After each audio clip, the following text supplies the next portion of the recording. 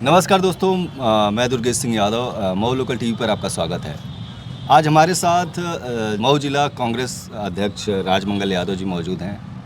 आज यहाँ पर बुनकर कॉलोनी में एक प्रेस कॉन्फ्रेंस रखी गई थी, जो कि मनरेगा को लेकर अपने तरफ से एक विरोध दर्ज करने के लिए कांग्रेस पार्टी की तरफ से यहाँ प्रेस वार्ता रखी गई थी। आपका स्वागत है हमारे चैनल पे। नमस्ते। और आज जिला कांग्रेस कमेटी पर बड़ी खुशी हो रही है आप पत्रकार साथियों का स्वागत करते हुए, और आपके चैनल के माध्यम से पूरे जनपद के लोगों को मैं नव वर्ष की हार्दिक शुभकामनाएं देते हुए बधाई देता हूं। और रही बात मनरेगा को लेकर के, तो अखिल भारतीय कांग्रेस कमेटी के निर्देशन में या मुझे कहना हुआ है कि कांग्रेस पार्टी पूरे देश में मनरेगा को लेकर के एक कार्यक्रम करने जा रही है, जिस कार्यक्रम का नाम है मनरेगा बचाओ संग्राम, जिसकी शुरुआत आज से हुई है 10 तारीख से, और यह कार्यक्रम 45 दिन का है।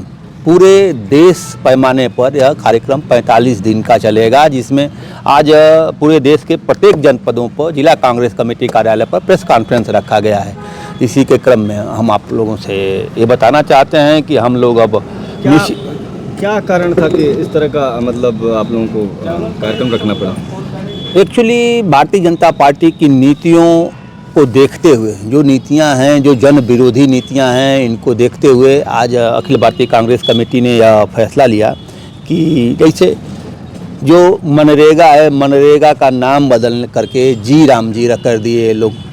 90-10 का जैसे रेशियो था, राज्य सरकार को 10% देना पड़ता था और केंद्र सरकार 90% देती थी अंशदान। तो इससे इस योजना का क्रियान्वयन अच्छे तरीके से होता था।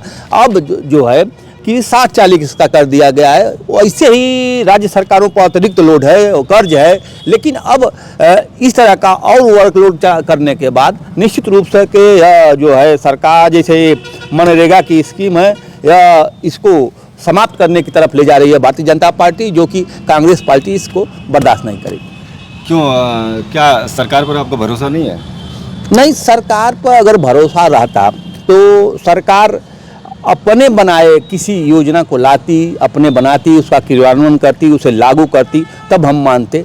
कांग्रेस की जितनी भी स्कीमें रहीं उसका नाम बदलने का काम कर रही है। आप देख रहे हैं कांग्रेस ने जिन चीज़ों को बनाया अपने सरकार में, उन्हीं को आज बेचने का काम कर रही है भारतीय जनता पार्टी। आप एक भी काम कोई बता दीजिए जो भारतीय जनता पार्टी के लोगों ने खुद बनाया हो और उसे बेचा हो।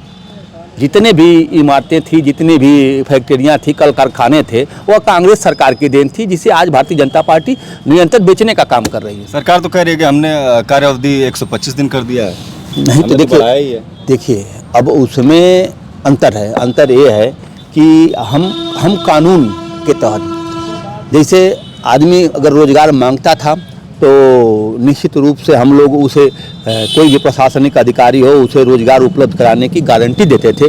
अब इनके में गारंटी नहीं है कि ये देंगे कि नहीं देंगे। ऐसा क्यों लगता है कि गारंटी नहीं? एकदम गारंटी नहीं है। जब कोई चीज़ उसमें बदल जाए जैसे, तब इस पर क्या भरोसा किया जा सकता है कि स्पष्ट कीजिए, मतलब क्यों भरोसा नहीं होता कि मतलब सरकार जो है, मौजूदा सरकार जो है इसको ट्रांसपेरेंट ढंग से लागू करेगी? बहुत सारी कमियां हैं इसमें। आप देख सकते हैं जैसे कि यह सरकार जिस तरह का मतलब कार्य पद्धति पर चल रही है, उसमें बहुत सारी चीज़ें इसमें इंक्लूड, जैसे मान लीजिए इस सरकार में जितनी भी परीक्षाएं हुई, आप देख सकते हैं कि एक भी परीक्षाओं का रिजल्ट घोषित नहीं हुआ। सारी परीक्षाएं कहीं ना कहीं रद्द कर दी गई। तो इस तरह से छात्र हो, चाहे किसान हो, चाहे मजदूर हो, सब इससे पीड़ित है इस सरकार से।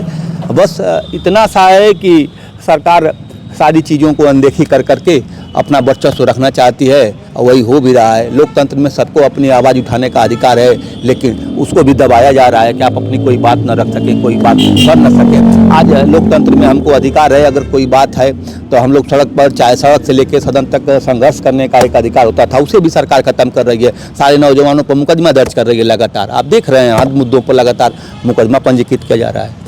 कुल मिला के जो मौजूदा सरकार की मनरेगा को लेकर नीयत है, आप लोगों को लगता है कि इसको लेकर पूरी तरह विश्वास नहीं है कि ये ट्रांसपेरेंट ढंग से कार्यान्वयन होगा।